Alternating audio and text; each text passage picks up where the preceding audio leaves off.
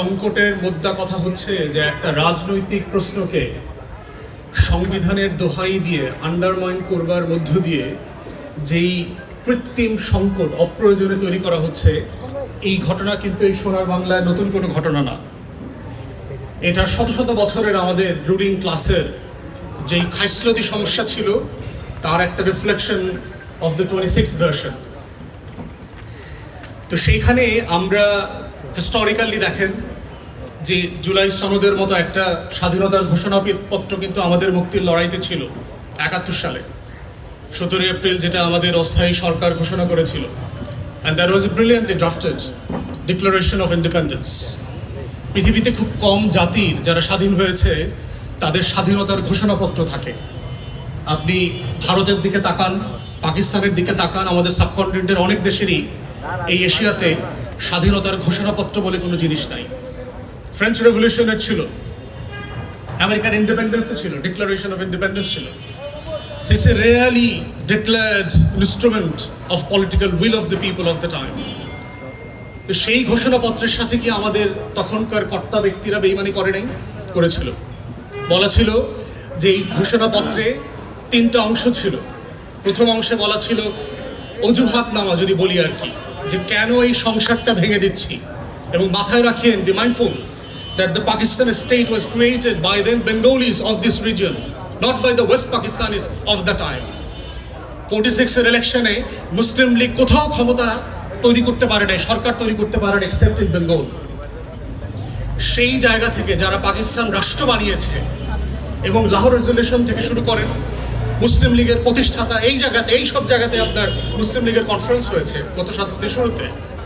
অতএব পাকিস্তান রাষ্ট্র যারা বানিয়েছিল আমাদের পূর্বপুরুষরা, সেই মানুষগুলো বলছে যে যেহেতু এই রাষ্ট্র আমার সাথে তার কৃত ওয়াদা ভঙ্গ করেছে, যেহেতু এই রাষ্ট্র তার আমার সাথে যে করা ন্যায্যতার ওয়াদা ছিল সেগুলো দিতে ব্যর্থ হয়েছে, আপনারা পরে দেখবেন এই যেহেতু যেহেতু যেহেতু অ্যান্ড দেয়ারফোর আমি নতুন করে একটা free, Democratic, independent, sovereign Republic করবার জন্য প্রস্তাব করছি। রিপাবলিকের কথা বলা হয়েছে, জনগণের রাষ্ট্রের কথা বলা হয়েছে, as oppose to monarchy or kingdom. তাহলে এবং সেই রাষ্ট্রটা কিসের ভিত্তিতে পরিচালিত হবে? বলা ছিল যে আমার 3টা মূলনীতির ভিত্তিতে এই নতুন রিপাবলিকটা পরিচালিত হবে: সাম্য, মানবিক মর্যাদা এবং সামাজিক সুবিচার। ফ্রেঞ্চ রেভলিউশনের ডিক্লারেশন যদি পড়েন, রাইটস অফ ম্যান, সেখানে দেখবেন যে এক্স্যাক্টলি সেই ভ্যালু সিস্টেমগুলো যেগুলো বলশেভিক রেভলিউশনে বলা হয়েছিল যে এই ভিত্তিতে আমার এই রাষ্ট্রটা হবে। কিন্তু আমরা দেখলাম 72-এর সংবিধান প্রণয়ন কমিটি, যে বিখ্যাত কমিটির কথা বারবার বলে 72-এর সংবিধান গেলানোর চেষ্টা করা হয় আমাদেরকে, তারা কি প্রস্তাব করলেন? নতুন করে 4টা মূলনীতির প্রস্তাব করলেন: ধর্মনিরপেক্ষতাবাদ, বাঙালি জাতীয়তাবাদ, গণতন্ত্র, সমাজতন্ত্র। কোথায় পেলেন? যেই ঘোষণাপত্রের ভিত্তিতে লক্ষ লক্ষ মানুষ মুক্তির লড়াইতে নেমেছিল, আমার বাবা সহ, তারা তো ওই মূলনীতিগুলো শুনে যুদ্ধে নেমেছিল। আপনি এই মূলনীতিটা কোথায় পেলেন? 70-এর নির্বাচনে ম্যান্ডেট নিয়েছিলেন, এই মূলনীতির ভিত্তিতে নতুন রাষ্ট্র করবেন, দেন নাই। 69-এর গণ অভ্যুত্থানে যে ম্যান্ডেট নেওয়া ছিল, সেই ম্যান্ডেটে বলা ছিল যে আমার নতুন রিপাবলিক এইটার ভিত্তিতে চলবে। 66-তে গণ অভ্যুত্থান হয়েছে, 6 দফা কর্মসূচি দেওয়া হয়েছে, সেখানে কি বলা ছিল যে আমার এই রাষ্ট্রটাই 4টা মূলনীতির উপর ভিত্তি করে চলবে। আওয়ামী লীগের দলীয় গঠনতন্ত্র ছিল, মুক্তিযুদ্ধের 9 মাসের কোনো দলিল দস্তাবেজ অস্থায়ী সরকারের কোথাও ছিল না।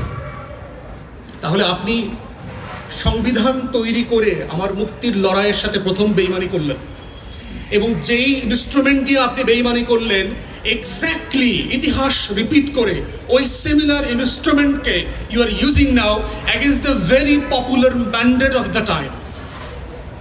2026-এর ম্যান্ডেটকে আপনি এক্স্যাক্টলি সেম সংবিধান দিয়ে জাস্টিফাই করবার চেষ্টা করছেন।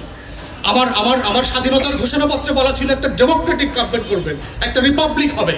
সেই রিপাবলিকে দেখলাম সোনার বাংলার নেপো কিডসরা গত পরশুদিন কিভাবে আমার ক্রিকেট বোর্ড দখল করে ফেলল। বলা ছিল রিপাবলিকের কথা, কিন্তু কায়েম করলেন রাজতন্ত্র। আপনার পারিবারিক রাজতন্ত্র কায়েম করলেন।